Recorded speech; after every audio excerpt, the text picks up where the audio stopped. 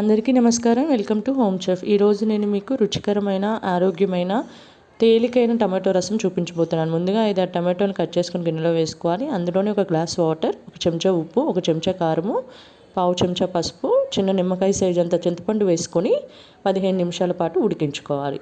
ఉడికిన టమాటో పీసెస్ని మిక్సీ జార్లోకి తీసుకొని చల్లారాక మెత్తటి పేస్ట్ లాగా చేసుకోవాలి. టమాటో పేస్ట్ని ఒక గిన్నెలోకి తీసుకొని 2 కప్పుల వాటర్ వేసుకొని 10 నిమిషాల పాటు మరగనివ్వాలి.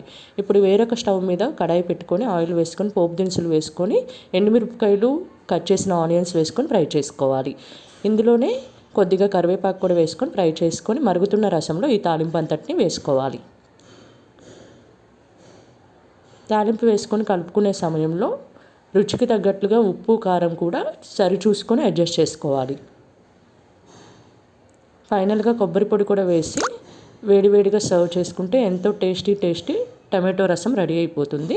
మీకు ఈ వీడియో నచ్చితే లైక్ చేయండి, షేర్ చేయండి. మోర్ రెసిపీస్ కోసం సబ్స్క్రైబ్